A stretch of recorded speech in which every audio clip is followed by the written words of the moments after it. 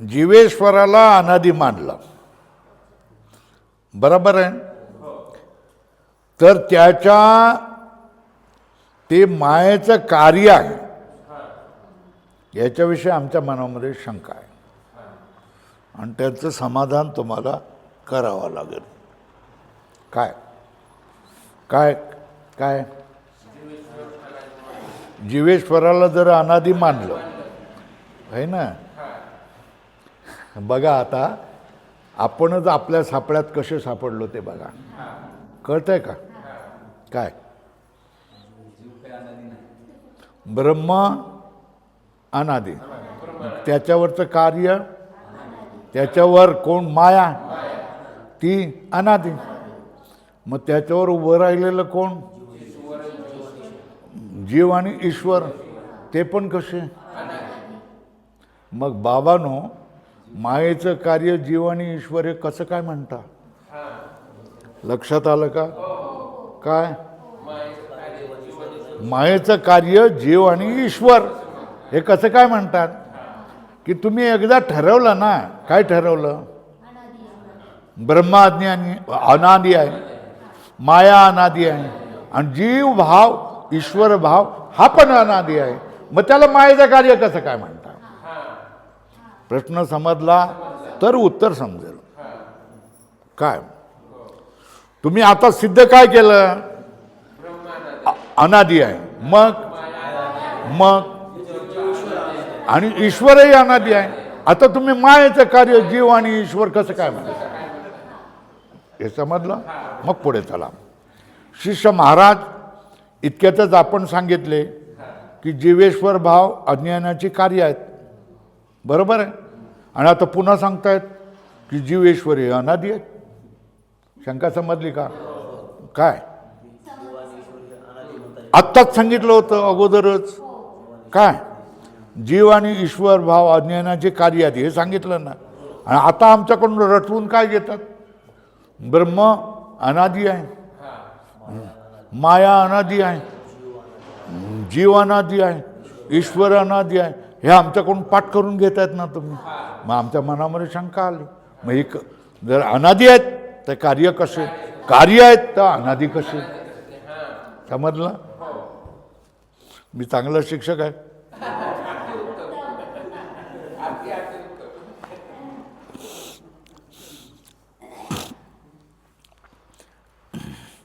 पुन्हा असं सांगता की जीवेश्वर हे अनादी आहेत, जे कार्य असते ते अनादी नसते, त्यास केव्हा तरी उत्पत्ती असतेच. च लावा, अधोरेखा करा. काय महाराज, काय विशेष? काही नाही ना? हा, बरं बसा मग. जे कार्य असते ते साधी असते, अनादी नसते. काय नसते? अनादी नसते. त्यास केव्हा तरी उत्पत्ती असते, कधीतरी त्याला उत्पन्न झालेलं असलं पाहिजे. कोण? जे कार्य आहे ते कधीतरी, खूप काळ असेल, जुनं असेल, पुराणं असेल, पण कोणीतरी त्याला उत्पन्न केलेलं असेल. जर जीवेश्वर हे अज्ञानाचे कार्य आहेत तर त्याला उत्पत्ती मानलीच पाहिजे, कधीतरी उत्पन्न झालं मानलं पाहिजे. आणि जर उत्पत्ती मानली तर तुम्हाला त्याच्यावर अनादी म्हणून शिक्का मारणं शक्य नाही. बरोबर आहे? झालं का? समजलं का? काय समजलं?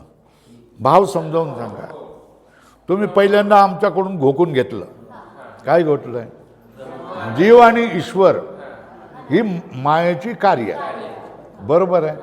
आणि आता दुसऱ्या वेळेला घोकून घेत आहेत की ब्रह्मा अनादी आहे, माया अनादी आहे, जीव भाव अनादी आहे, ईश्वर भाव अनादी आहे.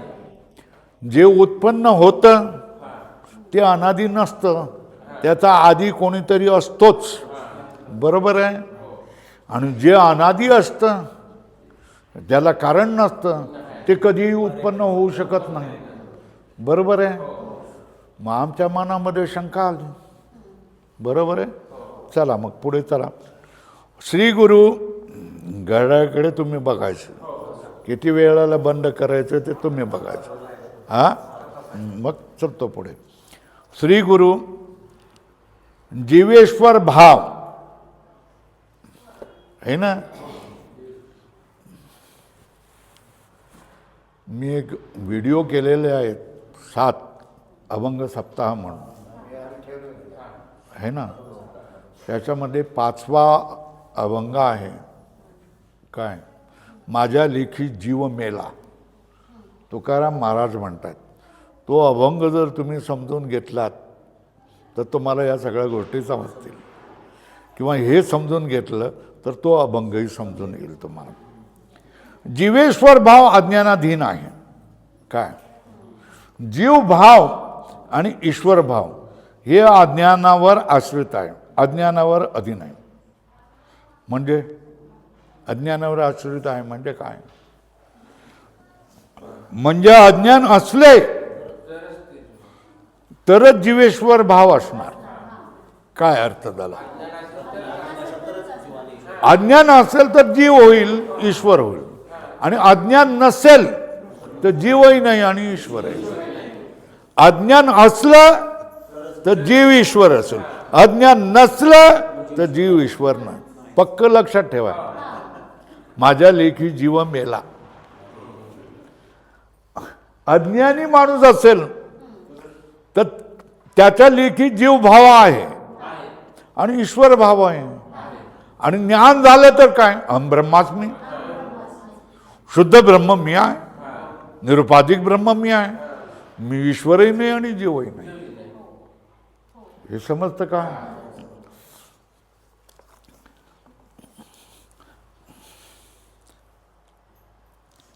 म्हणजे अज्ञान असले तर जीवेश्वर भाव असणार. या अभिप्रायाने जीवेश्वर भाव अज्ञान कार्य आहे. जीव आणि ईश्वर भाव हे अज्ञानाचं कार्य आहे. का, अज्ञान असेल तर जीव असेल, ईश्वर असेल. अज्ञान नसेल तर जीव ईश्वर नसणार. माती असेल तर घट असेल, माती नसेल तर घट नसेल. हे जसं आहे तसंच अज्ञान असलं तर जीव भाव असेल, ईश्वर भाव असेल. अज्ञान नसलं तर जीव भाव ईश्वर भाव असेल. अज्ञानी माणसासाठी जीवही आहे आणि ईश्वरही आहे.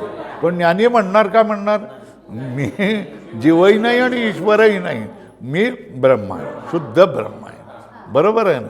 हे समजलं का. अज्ञान असेल तर जीव भाव मानणारच आहे ना. आणि अज्ञान नसेल, ह्याला तुकाराम महाराजांचं प्रमाण सांगू शकता.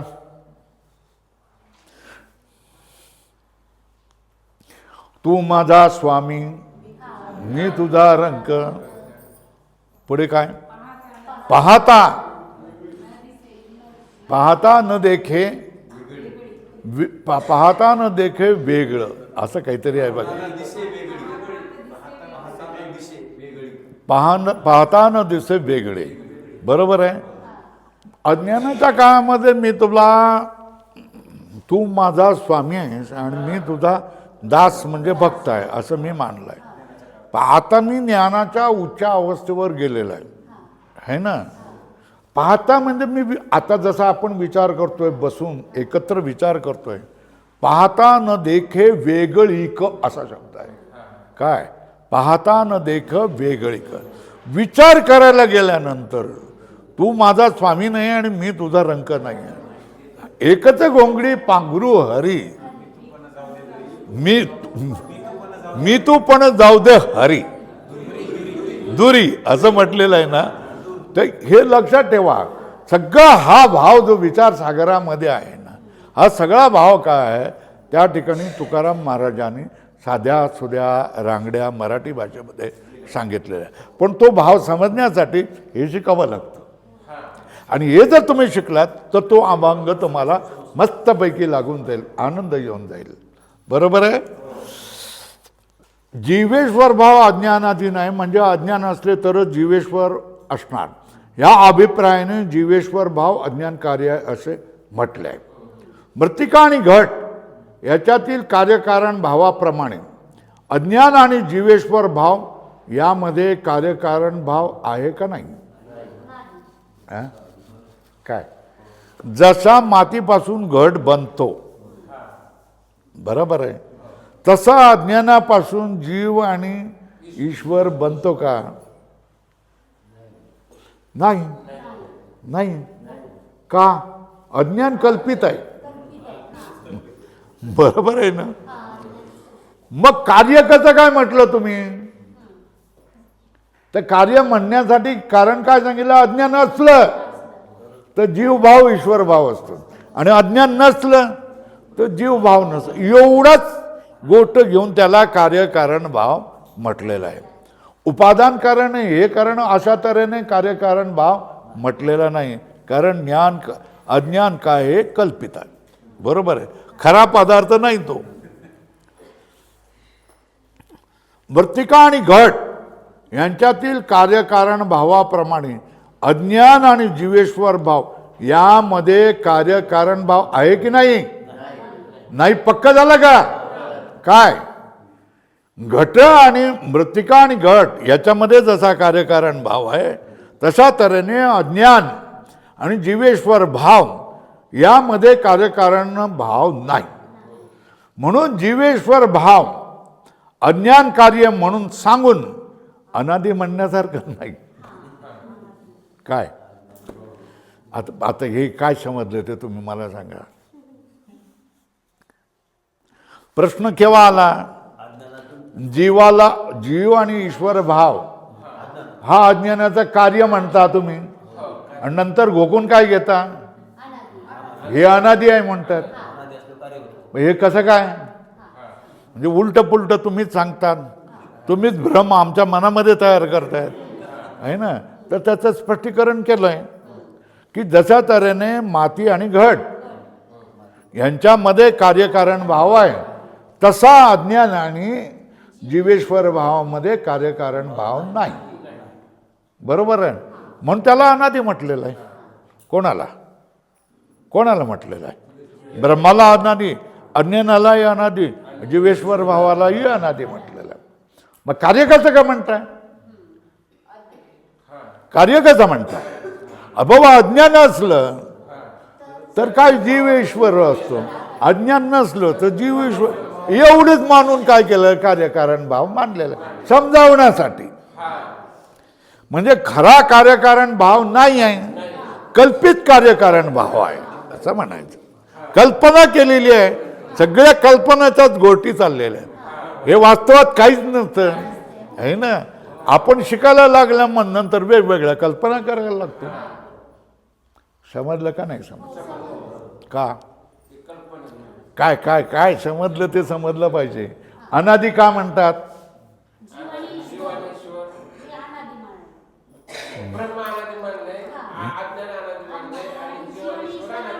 अनादि मानलंय, पण अनादि मानण्याचं कारण काय? अनादि मानलं तरी चालू शकतं का? कारण घट आणि माती याच्यामध्ये जसा कार्यकारण भाव आहे तसा कार्यकारण भाव अज्ञान आणि जीव ईश्वर भाव याच्यामध्ये नाही. बरोबर आहे. मग पहिल्यांदा आमच्याकडून घोकून का घेतलं की अज्ञानाची ही कार्य आहेत म्हणून? त्याचंही कारण सांगितलं. अज्ञान असेल तर जीव ईश्वर भाव असतो, अज्ञान नसेल तर जीव ईश्वर भाव नसतो. म्हणून त्याच्यामध्ये कार्यकारण भाव सांगण्यासाठी कल्पित मानलेला आहे. पण असं काही गोष्ट नाही. मग खरं काय? ब्रह्म अनादि आहे, अज्ञान अनादि आहे, जीव भाव ईश्वर भाव अनादि आहे. बरोबर आहे. फक्त कार्य का मानलंय? मग अज्ञान असेल तर जीव ईश्वर भाव असतो, अज्ञान नसेल तर जीव ईश्वर भाव नसतो. म्हणून कार्यकारण भाव सांगितला गेलाय. चला पुढे.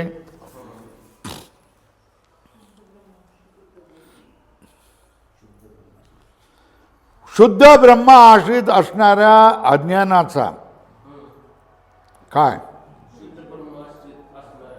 अज्ञानाचा जीव आपल्या ठिकाणी अभिमान धरतो की नाही? कसा? सांगा कसा धरतो? हा, मी अज्ञानी आहे असं म्हणतो की नाही? बरोबर आहे ना. मी अज्ञानी आहे असं जीव म्हणतोय. या अनुभवाला धरून काय मानावं लागतं आपणाला? शुद्ध ब्रह्माश्रित असणाऱ्या अज्ञानाचा जीव आपल्या ठिकाणी अभिमान धरतो. अज्ञानही कल्पित, जीवही कल्पित, आणि मी अज्ञानी आहे हे पण कल्पितच आहे ना.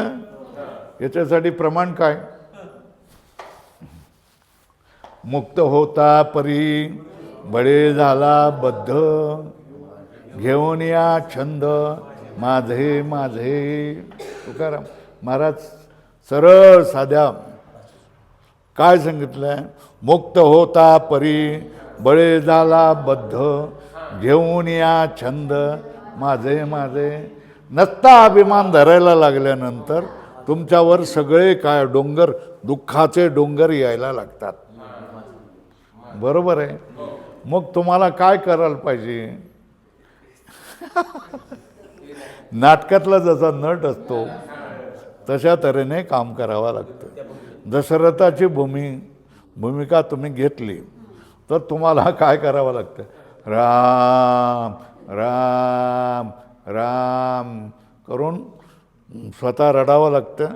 सगळ्या थिएटरमधल्या श्रोत्यांना रडवावं लागतं आणि प्राण सोडल्याची भूमिका करावी लागते.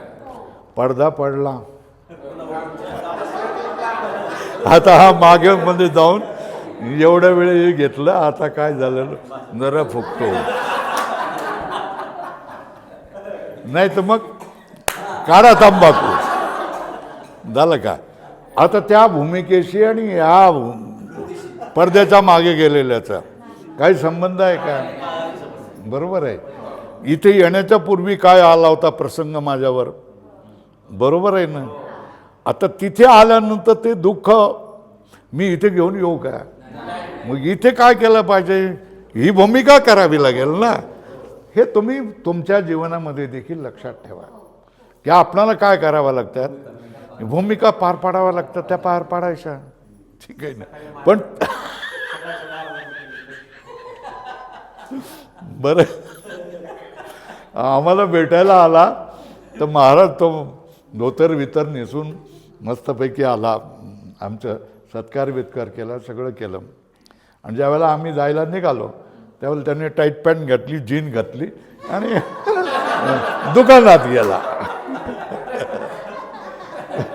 आपण जे सांगतोय तेच त्यांनी केलं की नाही सांगा. भूमिका बदलणं लक्षात येतं का तुम्हाला? चला, शुद्ध ब्रह्माश्रित असणाऱ्या अज्ञानाचा जीव आपल्या ठिकाणी अभिमान धरतो. या अधोरेखा करा. म्हणून मी अज्ञानी आहे अशी प्रतीती येते. ह्या अभिमान करण्याचं सोडलं तर ही प्रतीती येत नाही. बरोबर आहे. ज्याला ज्ञान झालेलं मी ब्रह्म आहे असं जो म्हणतोय, ज्याच्यावर जर त्याने मोठा पराक्रम करून अज्ञान हटवलेलं आहे, तो कधीही म्हणेल की मी अज्ञानी आहे, हो मला माफ करा हो असं म्हणेल का? नाही. तो काय म्हणणार आहे? मी ब्रह्मच आहे. आता काय तुमच्या तावडीत सापडलेलं आहे ना, तर मारा, ठोका, गळ्यात चिरा, आणखी काय करायचं? तुम्ही काय करणार? पंचभौतिक शरीरालाच काय करायचं ते करणार ना, है ना. मला तुम्ही मारू शकत नाही, मी अमर आहे असं तो म्हणणार की नाही. त्याला मारलं तरी तो काय म्हणणार? रडत राहणार नाही, काय करणार नाही.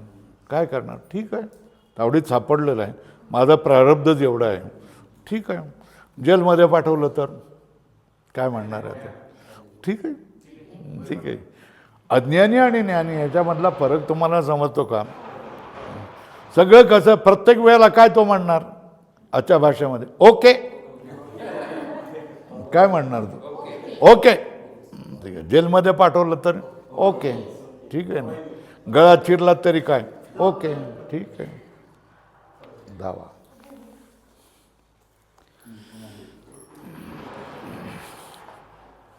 वरील विवेचनावरून शुद्ध ब्रह्म अज्ञानाचे अधिष्ठान व विषय करा. अधोरेखा करा. सगळं विवेचनावरून काय झालं? परत एकदा वाचू. जीवेश्वर भाव अज्ञानाधीन आहे. म्हणजे अज्ञान असले तर जीवेश्वर भाव असणार. अभिप्रायाने जीवेश्वर भाव अज्ञान कार्य आहे असे म्हटले आहे. आणि मृत्तिका घट याच्यातील कार्यकारण भावाप्रमाणे अज्ञान आणि जीवेश्वराचा यामध्ये कार्यकारण भाव नाही.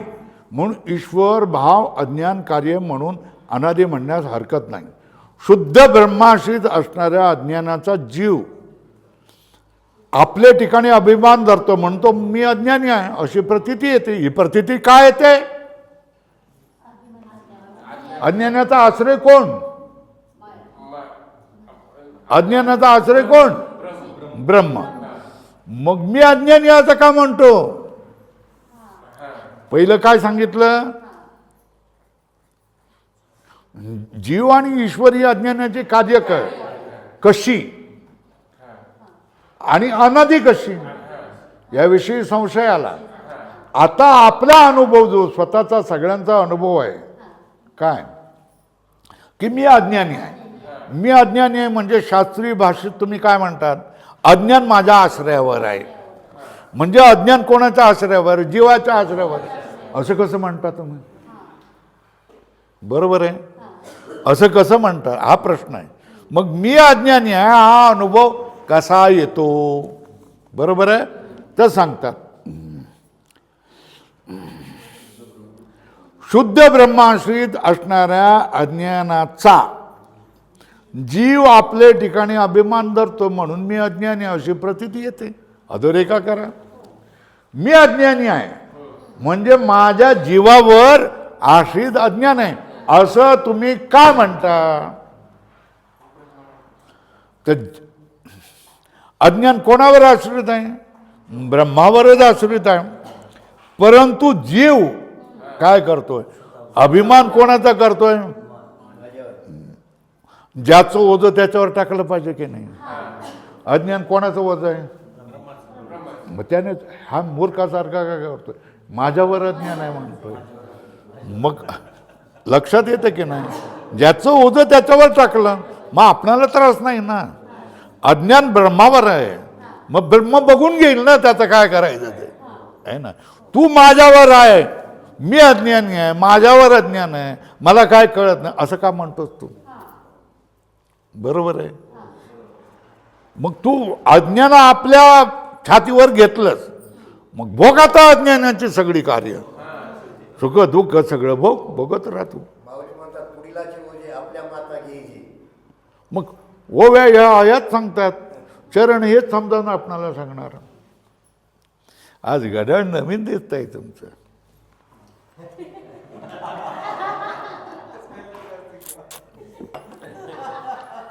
चार पाच वेळेला आता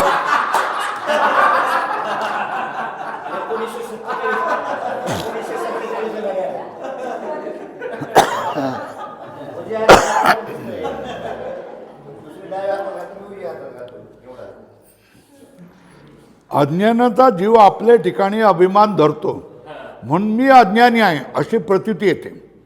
वरील विवेचनावरून शुद्ध ब्रह्म अज्ञानाचे अधिष्ठान व विषय आहे.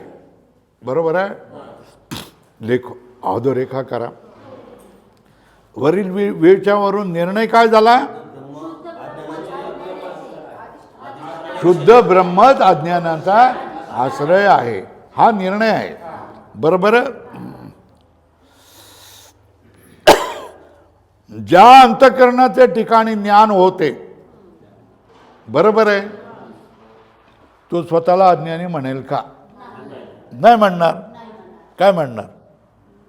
मी सत चित आनंद स्वरूप ब्रह्म आहे असंच म्हणणार ना. आहे ना? मी परमानंद स्वरूप आहे, मी परमज्ञान स्वरूप आहे असंच म्हणेल ना.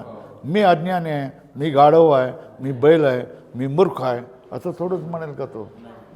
त्याला लाज वाटेल ना असल्या शब्दांची. चुकीचं आहे ना.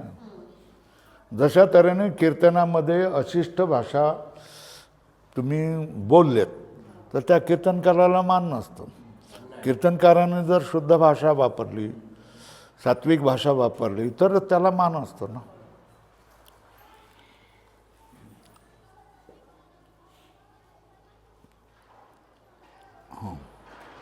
ज्या अंतःकरणाच्या ठिकाणी ज्ञान होते त्या अंतःकरणावच्छिन्न चैतन्याच्या ठिकाणी असणाऱ्या अज्ञान अंशाची निवृत्ती ज्ञानाने झाली म्हणजे तो मुक्त होतो.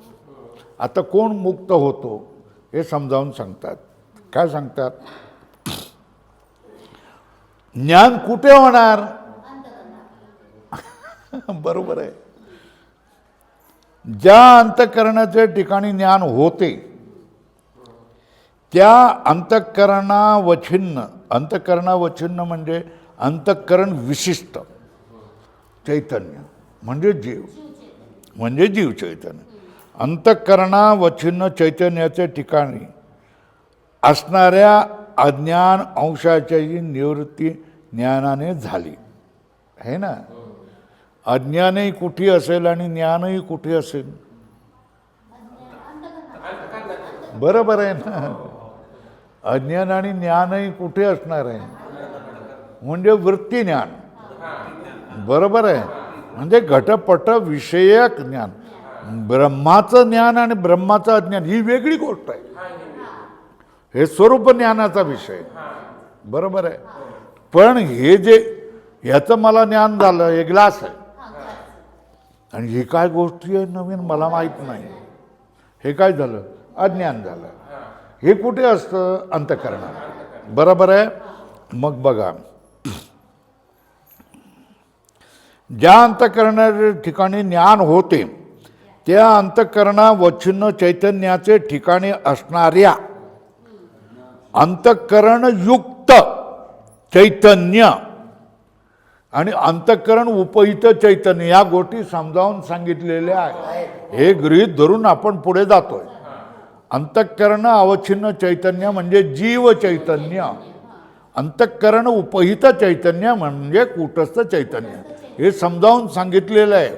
खूप घोकून सांगितलेलं आहे. चैतन्याच्या ठिकाणी असणाऱ्या अज्ञान, त्या ठिकाणी अज्ञानाची अंशाची निवृत्ती ज्ञानाने झाली म्हणजे तो काय होतो? मुक्त होतो. बरोबर आहे. हे सगळा फरक कुठे होतो? बाहेरच्या बाजूला नाही, आतल्या बाजूला. बदलायचं काय असतं? तुम्ही बाहेरचं बदलू शकता का? मग काय बदलायचं असतं? कोणाला बदलायचं असतं? बाहेरच्याला तुम्ही बदलण्याची शक्ती तुमच्यामध्ये आहे का? मग कोणाला बदला? लक्षात येतं का? हा निर्णय लक्षात ठेवा. हा जर निर्णय तुम्ही लक्षात ठेवला तर जीवनामध्ये तुमच्यासारखं सुखी कोणी नाही. काय? बरोबर आहे. तुम्हाला त्रास देत आहेत आजूबाजूचे सगळे लोक, हे ना. काय हरकत नाही, जाऊ देत. जे येईल त्या पैशाला काय करतं? ते घर विका आणि दुसऱ्या ठिकाणी सज्जन माणसं असतील त्या ठिकाणी नवं घर घेऊन घ्या. संपलं. खलास काम. त्या घरामध्ये तुम्ही आत्मीयता करू नका, मोह करू नका, आत्मीयता माझं करू नका. घर हे राहण्याचं साधन आहे. आणि काय त्या त्रास होतोय तर बदलून टाकायचं. नाही, माझ्या कितीतरी कष्टाने मी केलेलं आहे आणि एवढे लाख रुपये लावलेले आहेत आणि हे केलेलं. अरे पण रोजचा त्रास आहे ना, मग काय करणार आहे? बदलून टाका मग त्याला. कसे निर्णय, एक घाव दोन तुकडे आपण कसे करू शकत असतो आणि छोटंसं दुःख आपण लांबवण्याचं कसं काय टाळू शकतो, हे शिकण्याचं काम याच्यामध्ये आहे. जगाला बदलण्याची आपल्यामध्ये शक्ती नाही आहे. आपण स्वतःला काय करू शकतो? बदलू शकतो. सुख आणि दुःख येणारच आहेत. बरोबर आहे. जसं तुम्ही सुखाचं स्वागत करता तसं तुम्ही दुःखाचं स्वागत करायला शिकलं पाहिजे. ये बाबा, बस चहा पाणी घे, बस. समजलं ना? ठीक आहे, तुम्ही पण या, काय हरकत नाही. म्हणजे दुःख आलं म्हणजे दुःखी होणं असं नाही, सुख आलं म्हणजे थैथै नाचणं, हे असं अज्ञानी माणूस करू शकत नाही. मग ज्ञानी माणूस काय करतो? अज्ञानी माणूस तसा करतो. सुख आलं का काय कर, थैथै नाचेल आणि दुःख आले तर रो भो भो भो भो रडेल. पण ज्ञानी माणूस काय असेल? तुम्ही पण या, ठीक आहे, चहा पाणी आहे, घेऊन घ्या, चलूया. तुम्हाला जितका वेळ राहायचं असेल तेवढ्या वेळ राहा, ज्या वेळेला जायचं त्यावेळेला जाऊन घ्या. हा थोडा काय होतोय, ग्रंथाच्या बाहेरचा थोडा विषय होतोय. पण ग्रंथाचा बाहेर विषय जरी झाला तर तो आपल्या जीवनाचा उपयोगी आहे. आणि ते त्याचं सार आहे की जीवनामध्ये याला लावायचं कसं, हे जे आपण शिकतोय ते जीवनामध्ये लावायचं कसं, हे महत्वाची गोष्ट आहे. लाभ हानी होणारच ना, मग सहन करण्याची क्षमता ठेवा ना, जय पराजय होणारच ना. एखाद्या दिवशी काय केलं, भारताची टीम जिंकली, मग फटाके लावले, मिठाई वाटेल, लाडू बिडू केले, आणि एखाद्या वेळेला हारली, मग टीव्ही फोडून टाकला. टीव्ही फोडून टाकलं तर तुमचं नुकसान झालं का टीमचं नुकसान झालं? मग मूर्खपणा कोणाचा? तुमचा ना. हे असलं करायचं नसतं आहे ना. हे असले कोण करतील? पाकिस्तानी. आणि हे झाल्यानंतर काय करणार? आपण काय करू? आपण काय करू? बाबा जिंकले ना, 10 वेळेला जिंकले तर 1 वेळेला हरायला नको का? हारलं तर हारू देत, पुढच्या वेळेला जिंकते. हे कोणाचे? हिंदूचा मानस असतं. कारण याची थोडा तरी लेप त्याच्या मनावर झालेला असतो. चला पुढे. अंतःकरणा व चिन्ह चैतन्याच्या ठिकाणी असणाऱ्या अज्ञानांशाची निवृत्ती ज्ञानाने झाली म्हणजे तो मुक्त होतो. ज्या अंतःकरणात ज्ञानच होत नाही ते अज्ञानाचा अंश आणि बंदही राहतो. बरोबर आहे. अंतःकरणामध्ये ज्ञानाचाही अंश असेल, अज्ञानाचाही अंश असेल. जो माणूस पराक्रम करून श्रवण मनन निधिध्यासन करून अज्ञान अंशाची निवृत्ती करतो, तो माणूस काय करणार? सगळ्या जगाला ओळखतो, देवाला ओळखतो, स्वतःला ओळखतो. 3च गोष्टी ओळखायच्या आहेत ना. जगाचं मूळ काय, जग काय, आणि मी त्या ह्याच्यामध्ये असणारा कोण आहे, 3च गोष्टी ओळखायच्या आहेत ना. तो ओळखतो. पण ज्या अंतःकरण ज्ञानच होत नाही, ज्याने प्रयत्न करून अज्ञानाचा अंश निवारण केलाच नाही आहे, त्याचं काय होते? ते अज्ञानांश आणि बंदही राहतो. तो रडत आला, रडत राहील आणि रडतच जाईल. सगळ्यांना रडवून तोही रडत जाईल. आणि जो रडत आलेला असेल पण ज्याने पराक्रम केलेला असेल, तो ज्याला समजलं तो दुसऱ्यांनाही हसवेल, दुसऱ्याने सुख देईल आणि जातानाही काय करेल? सुखाने जाईल. माझ्यासाठी काय करू? रडू नका, कल्लोळ करू नका. सगळ्या काय करा? ट्रस्टीने लाडू आणा आणि सगळ्यांना काय करा? वाटून द्या. आमचे गुरुजी काय झाले? मुक्त झाले. रडण्याचं काय कारण नाही. बरोबर आहे की नाही? चला, या रीतीने एक अज्ञान पक्षामध्ये सर्व व्यवहाराची व बंध मोक्षाची व्यवस्था लागते. काय? ब्रह्म किती आहे आणि ब्रह्मावर उभे राहिलेली माया किती आहे? एकच आहे. म्हणजे अज्ञान किती आहे? एकच आहे. असं नाही. वाचस्पतीने मानल्यासाठी जीव अनंत आहेत. मग त्याच्यावरची अज्ञान किती? मग त्याच्यावर उभे राहिलेले ईश्वर किती? मग त्याच्यामध्ये राहण्याची जागा ब्रह्मांड किती? असली गोष्ट हे नाही, गबाळ नाही. हे गबाळ आहे ना, हे नाही. मग हे कसं मानलं याने? अज्ञान एकच आहे. अज्ञान कसं आहे? एकच आहे. या अज्ञानाचा अभिमान करेल तो बंधात राहील, आणि या अज्ञानाचा अभिमान सोडील तो बस. इथलं एवढं सोपं आहे. अशा रीतीने एका अज्ञान पक्षामध्ये सर्व व्यवहाराची व बंध मोक्षाची व्यवस्था लागते. बरोबर आहे ना? काय समजावून सांगितलेलं आहे, पुन्हा पुन्हा घोकून घेतोय. ब्रह्म, त्याच्यावरती माया किंवा अज्ञान एकच आहे. जो माणूस काय करेल? या अज्ञानाचा अभिमान धरेल तो फसेल, आणि या अज्ञानाचा अभिमान सोडेल, मुक्त होईल. व्यवस्था लागली की नाही लागली? आहे ना, आपल्यावरच आहे ना व्यवस्था लावून. अशा रीतीने एक अज्ञान पक्षामध्ये सर्व व्यवहाराची व बंध मोक्षाची व्यवस्था लागते. म्हणून म्हणून अज्ञानवादच चांगला आहे. एक अज्ञानवाद. आता किती झाले? दोन पक्ष झाले ना, दोन वाद झाले ना. एक अज्ञान आणि अनंत अज्ञान. बरोबर आहे ना. मग या दोघांपैकी चांगला कोण? एक अज्ञानवाला मत, तेच चांगलं आहे. म्हणून एक अज्ञानवादच चांगला आहे. तथापि कोणास वाचस्पती मत पटत असल्यास, बरोबर आहे, तरी दुसरा कोणी म्हणत मला वाचस्पती मिश्राचंच पटतंय मत, मग ठीक आहे, तुझं तुला लक लावो. कारण तो पण अद्वैतीच आहे ना. वाचस्पती मिश्र काय थोडाच द्वैती थोडाच आहे का? मत पटत असल्यास तोही अद्वैत ज्ञानाचाच उपाय आहे. ते पण अद्वैत ज्ञानाचा उपाय आहे. म्हणून वाचस्पतीचे मत खंडन करण्यात आम्हाला आग्रह नाही. वाचस्पतीचे मत आम्ही काय खंडन करत नाही. तो आमच्याच पक्षाचा आहे, त्याला कशाला आम्ही खंडन करू? नाही खंडन करत. पण चांगलं वाईट असं जर ठरवायचं झालं तर कोणाचं मत चांगलं? एक अज्ञानवाद चांगला आहे आणि अनेक अज्ञानवाद वाचस्पतीचं मत बरोबर वाटत. बरोबर आहे. कोणत्याही प्रकारे का होईना जिज्ञासूस अद्वैत बोध होऊन तशी जिज्ञासूने बुद्धीची स्थिती करावी, एवढाच आमचा हेतू आहे. याचा हेतू काय? की कशाही प्रकारे काहीही करून देत त्या अद्वैत ब्रह्माचं तुम्हाला ज्ञान झालं पाहिजे. ही जगत, प्रपंच, संसार हा मिथ्या ठरला पाहिजे. जीव आणि ब्रह्माचं ऐक्य झालं पाहिजे. तुम्ही काही उलटं सुलटं कसंही करा, पण एवढं झालं पाहिजे. काय?